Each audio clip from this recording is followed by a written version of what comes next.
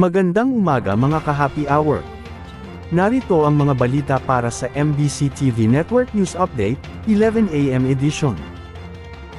Pulis na kabilang sa nasawi sa banggaan ng eroplano at US Army helicopter, ginawaran ng pagkilala ng PNP. Ginawaran ng Philippine National Police ng 2 medalya ang kanilang supply management chief na nasawi sa madugong mid-air collision sa US noong nakaraang buwan. Kabilang si Colonel Pergentino Malabed na sakay ng pampasaherong eroplano na bumangga sa US Army helicopter, sa ibabaw ng Potomac River sa Washington, D.C. noong January 29. Personal na iginawad ni PNP Chief Romel Marbil ang medalya ng katapatan sa paglilingkod at medalya ng katangi-tanging gawa.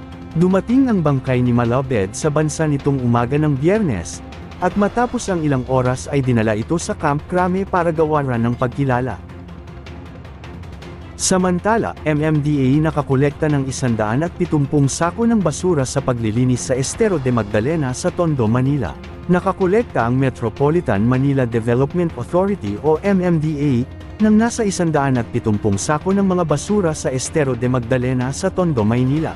Ayon sa MMDA, nakasama nila ang Manila City Government, Department of Public Works and Highways, Metro Parkways Steering Group at mga Estero Rangers sa paglilinis sa lugar. Isa kasi ang Estero de Magdalena na pangunahing tributaries ng Ilog Pasig, o mga dinadaluyan ng tubig na konektado sa Ilog Pasig. Mahalaga na regular itong nalinisan para makadaan ng maayos ang tubig at hindi magdulot ng pagbaha sa lugar. Sinabi pa ni MMDA Chairperson Romando Artes, na hindi kaya ng mag-isa na linisan ang lugar dahil mahalaga ang pagtutulungan ng mga publiko, lalo na ang segregation ng basura at ang tamang pagtatapon ng basura.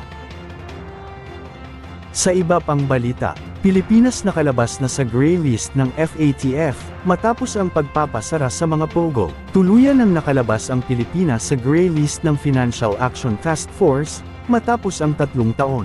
Ayon sa Paris-based task force, na nagawa ng paraan ng Pilipinas para tuluyang labanan ang pagpasok ng dirty money at terrorism financing. Kinilala din ng FATF na may tuluyang pagtanggal ng gobyerno ng mga Philippine Offshore Gaming Operators o POGO. Dagdag na nila, na dahil sa pagiging aktibo ng Pilipinas sa paglaban sa POGO, at pagpapasara ng mga casino junkets ay tuluyan nang nawala sa listahan ang Pilipinas. At yan ang mga balita para sa MBC TV Network News Update, 11 AM edition. Abangan ang mga susunod na balitaan mamaya, para sa 2 PM edition.